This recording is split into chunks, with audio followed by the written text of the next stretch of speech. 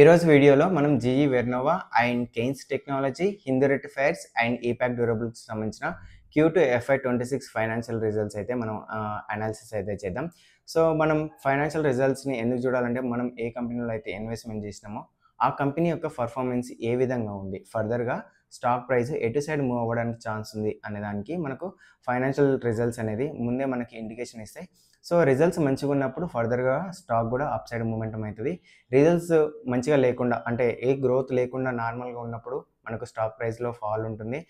Results బాగాలేకపోయినా కూడా మనకు stock ప్రైస్లో అయితే ఫాల్ అయితే ఉంటుంది. సో కాబట్టి మనం ఫైనాన్షియల్ రిజల్ట్ని ఎవ్రీ క్వార్టర్ మనం రివ్యూ అయితే చేయాల్సి ఉంటుంది. సో ఇప్పటివరకు మీరు మన ఛానల్ సబ్స్క్రైబ్ చేసుకోకపోయినట్టయితే మన ఛానల్ సబ్స్క్రైబ్ చేసుకోండి. ఫర్దర్గా వస్తున్న ఫండమెంటల్ అనాలిసిస్ కానీ లేదంటే టెక్నికల్ అనాలిసిస్ వీడియోస్ని మీరు మిస్ కాకుండా ఉంటారు. సో ఈరోజు వీడియోలో మనం ఫస్ట్ జీఈ వెర్నోవా విషయానికి వచ్చినట్టయితే ఇది మనం క్వార్టర్ ఆన్ క్వార్టర్లో చూస్తున్నాం. రెవెన్యూ విషయానికి వచ్చినట్టయితే మనకు క్వార్టర్ ఆన్ క్వార్టర్లో 16% గ్రో అయింది. ఎబిటా విషయానికి వచ్చినట్టయితే 3,876 ఉన్నది. ఈ క్వార్టర్లో మనకు 3,965 ఉంది, 965గా ఉంది. సో ప్రాఫిట్ ఆఫ్టర్ ట్యాక్స్ విషయానికి వచ్చినట్టయితే మనకు ఇయర్ ఆన్ ఇయర్లో 3% గ్రో అయింది. మార్జిన్స్ అయితే స్టేబుల్గా ఉన్నాయి. దెన్ స్ట్రాంగ్ ఎగ్జిక్యూషన్ అనుకోవచ్చు. ఇదే మనం ఇయర్ ఆన్ ఇయర్ విషయానికి వచ్చినట్టయితే ఇయర్ ఆన్ ఇయర్లో రెవెన్యూ మనకు 39% గ్రో అయింది. ఎబిటా విషయానికి వచ్చినట్టయితే 93% ఇయర్ ఆన్ ఇయర్లో గ్రో అయింది. దెన్ ప్రాఫిట్ ఆఫ్టర్ ట్యాక్స్ విషయానికి వచ్చినట్టయితే 107% అయితే మనకు ఇయర్ ఆన్ ఇయర్లో గ్రో అయితే అయ్యింది. ఎబిటా మార్జిన్స్ కూడా ఇంప్రూవ్ అయినాయి. లాస్ట్ ఇయర్ 18.5గా ఉన్నవి, ఈసారి 25.8%గా ఉన్నాయి. ప్రాఫిట్ మార్జిన్స్ కూడా మనకు లాస్ట్ టైం 13.1%గా ఉన్నవి, ఈసారి మనకు 19.5గా ప్రాఫిట్ మార్జిన్స్ అయితే ఉన్నాయి. So strong execution across total projects అయితే మొత్తం నెంబర్స్ని కనుక మనం గమనించినట్లయితే స్ట్రాంగ్ నెంబర్స్ని వీళ్ళైతే డెలివర్ చేశారు. అదేవిధంగా మనకు లాస్ట్ 1 ఇయర్ కూడా మనం షేర్ ప్రైస్ని చూస్తే చాలా ర్యాలీ అయితే మనం చూసాం. సో క్యాపెక్స్ విషయానికి వచ్చినట్టయితే వీళ్ళు అరౌండ్ 806 crore అయితే ఇన్ఫ్యూజ్ చేసి ఇప్పుడు ఉన్న ఎగ్జిస్టింగ్ కెపాసిటీ ఏదైతే ఉందో వడోదరలో, సో దాన్ని 50% ఎక్స్పాన్షన్ అయితే చేస్తున్నారు.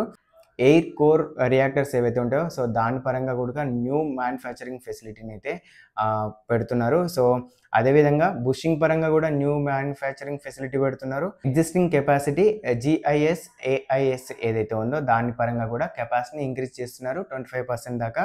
సో క్యాపెక్స్ కూడా మనకు స్ట్రాంగ్గా అనౌన్స్మెంట్ చేశారు. రిజల్ట్స్ కూడా చాలా స్ట్రాంగ్గా ఉన్నాయి. కమింగ్ టైమ్స్లో ఇంకా మనం మార్జిన్స్ కానీ ప్రాఫిట్ కానీ మనం ఎక్స్పెక్ట్ చేయొచ్చు ఈ కంపెనీ పరంగా. సో నెక్స్ట్ మనం కెయిన్స్ టెక్నాలజీ విషయానికి వచ్చినట్టయితే రెవెన్యూ మనకు క్వార్టర్ ఆన్ క్వార్టర్లో 35% గ్రోత్ ఉంది. ఇయర్ ఆన్ ఇయర్లో 58% గ్రోత్ అయితే ఉంది.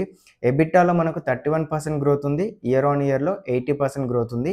ఎబిటా మార్జిన్లో మనకు క్వార్టర్ ఆన్ క్వార్టర్లో 50 basis point అయితే డ్రాప్ ఉంది. కానీ అదే ఇయర్ ఆన్ ఇయర్ విషయానికి వచ్చినట్టయితే 190 basis points అయితే ఇంక్రీజ్ అయినాయి. ప్రాఫిట్ ఆఫ్టర్ ట్యాక్స్లో కూడా మనకు 102% ఇయర్ ఆన్ ఇయర్లో గ్రోత్ ఉంది. అదే క్వార్టర్ ఆన్ క్వార్టర్ విషయానికి వచ్చినట్టయితే 43% అయితే గ్రోత్ ఉంది. ప్యాట్ మార్జిన్లో కూడా మనకు క్వార్టర్ ఆన్ క్వార్టర్లో 230 basis points ఇంక్రీజ్ అయినాయి. దెన్ ఇయర్ ఆన్ ఇయర్లో కూడా 290 basis points ఇంక్రీజ్ అయితే అయినాయి. ఫైనాన్స్ కాస్ట్ క్వార్టర్ ఆన్ క్వార్టర్లో తగ్గింది, కానీ ఇయర్ ఆన్ ఇయర్లో 3% అయితే పెరిగింది. సో ఆర్డర్ బుక్ రిమైనింగ్ స్ట్రాంగ్గా ఉంది. అండ్ క్వార్టర్ ఆన్ క్వార్టర్లో 9% ఆర్డర్ బుక్ అయితే గ్రో అయ్యింది. అదే ఇయర్ ఆన్ ఇయర్ విషయానికి వచ్చినట్టయితే 49% ఇయర్ ఆన్ ఇయర్లో మనకు గ్రోత్ అయితే కనిపిస్తుంది. ఇదే హాఫ్ ఇయర్లీ కనుక మనం గమనించినట్టయితే రెవెన్యూలో 47%, ఎబిటాలో 75%, ఎబిటా మార్జిన్లో 270 basis points పెరిగినాయి. ప్రాఫిట్ ఆఫ్టర్ ట్యాక్స్లో 77% గ్రోత్ ఉంది. ప్రాఫిట్ మార్జిన్లో కూడా మనకు 210 basis points అయితే ఇంక్రీజ్ అయితే అయినాయి. సో రెవెన్యూ విషయానికి వచ్చినట్టయితే అక్రాస్ రెవెన్యూ మిక్స్ ఏదైతే ఉందో సో వీళ్ళకు 24% ఆటోమోటివ్ నుంచి వస్తుంది.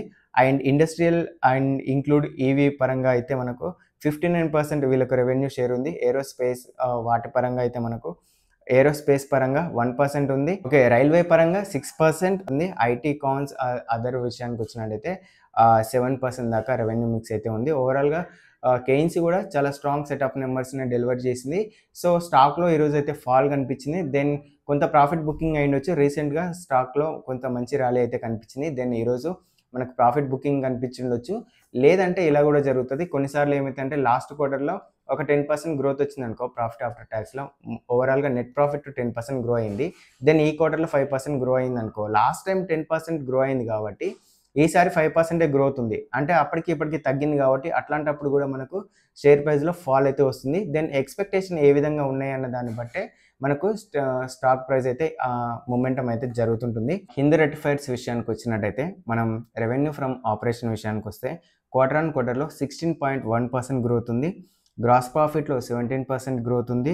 అదే ఎబిటాలో మనకు 21.6% గ్రోత్ ఉంది. నెట్ ప్రాఫిట్‌లో మనకు 28.0% గ్రోత్ అయితే ఓవరాల్‌గా డెలివరీ అయితే చేశారు. Very strong results. ఓకే. ఇదే ఇయర్ ఆన్ ఇయర్ విషయానికొచ్చినట్టయితే మనం 58.5% రెవెన్యూలో గ్రోత్ ఉంది. అదే గ్రాస్ ప్రాఫిట్‌లో 46.6% మనకు గ్రాస్ ప్రాఫిట్‌లో గ్రోత్ ఉంది. ఎబిటాలో మనకు 67% గ్రోత్ అయితే ఎబిటాలో ఉంది. అదే ఓవరాల్‌గా నెట్ ప్రాఫిట్ విషయానికొచ్చినట్టయితే 85.5% నెట్ ప్రాఫిట్‌లో కూడా గ్రోత్ అయితే కనిపిస్తుంది. కంపెనీ వాళ్ళకు డేరాడూన్‌లో ఉన్న ఒక ప్లాంట్ ఏదైతే ఉందో 2008 నుంచి అది ఆపరేషన్‌లో లేదు. కాబట్టి మేము దాన్ని సెల్ చేస్తున్నామని అయితే అనౌన్స్‌మెంట్ చేసిర్రు. అదే ఇన్వెస్ట్‌మెంట్ విషయానికొచ్చినట్టయితే 8,30,000 మిలియన్ యూరోస్ ఇన్వెస్ట్‌మెంట్ అయితే చేస్తున్నారు. ఫర్దర్‌గా కెపాసిటీని ఎక్స్‌పాన్షన్ చేస్తున్నారు. సో, ఆల్మోస్ట్ ఈ కంపెనీ షేర్ ప్రైస్ కూడా లాస్ట్ 1 ఇయర్‌లో మనకు మంచి ర్యాలీ అయితే కనిపించింది. సో, కాబట్టి ఈరోజు కూడా కొంత ఫాల్ అయితే కనిపించింది. బికాస్ ఆఫ్ ద కొంత ప్రాఫిట్ బుకింగ్ అయ్యుండొచ్చు. ఏపాక్ డ్యూరబుల్స్ విషయానికొచ్చినట్టయితే మనం ఈ కంపెనీ రిజల్ట్స్‌ని మనం ఒకసారి చూసినట్టయితే మనకు రెవెన్యూ ఫ్రమ్ ఆపరేషన్‌లో మనకు 67% అయితే రెవెన్యూ ఫ్రమ్ ఆపరేషన్‌లో డ్రాప్ ఉంది. ఎబిటాలో 99% డ్రాప్ ఉంది. ఎబిటా మార్జిన్‌లో కూడా మనకు డ్రాప్ ఉంది. ప్రాఫిట్ ఆఫ్టర్ ట్యాక్స్‌లో కూడా మనకు 196% అయితే డ్రాప్ అయితే కనిపిస్తుంది. సో, ఈరోజు ఆల్మోస్ట్ స్టాక్ అయితే 10% అయితే డౌన్ అయింది. సో, కారణం ఇదే. వీళ్ళకి ఎక్కువగా లాస్ ఎక్కడి నుంచి వచ్చిందంటే ఏసీ సెగ్మెంట్ ఉంటుంది కదా! సో, ఆ ఏసీ సెగ్మెంట్‌లో మనకు ఇయర్ ఆన్ ఇయర్‌లో గమనించినట్టయితే 45% ఏసీ సెగ్మెంట్‌లోనే లాస్ ఉంది. అండ్ అదే క్వార్టర్ ఆన్ క్వార్టర్ విషయానికొచ్చినట్టయితే 76% లాస్ మనకు ఏసీ సెగ్మెంట్‌లోనే ఉంది. మీద మిగతా అదర్ సెగ్మెంట్ ఏదైతే ఉందో ఎస్‌డిఏ అండ్ ఎల్‌డిఏ పరంగా గమనించినట్టయితే 36% ఇయర్ ఆన్ ఇయర్‌లో గ్రోత్ ఉంది. అదే క్వార్టర్ ఆన్ క్వార్టర్‌లో మనకు 53% ఎస్‌డిఏ, ఎల్‌డిఏ పరంగా అయితే గ్రోత్ అయితే ఉంది. అదర్ కాంపోనెంట్ విషయానికొచ్చినట్టయితే క్వార్టర్ ఆన్ క్వార్టర్‌లో మనకు 4% డ్రాప్ మాత్రమే ఉంది.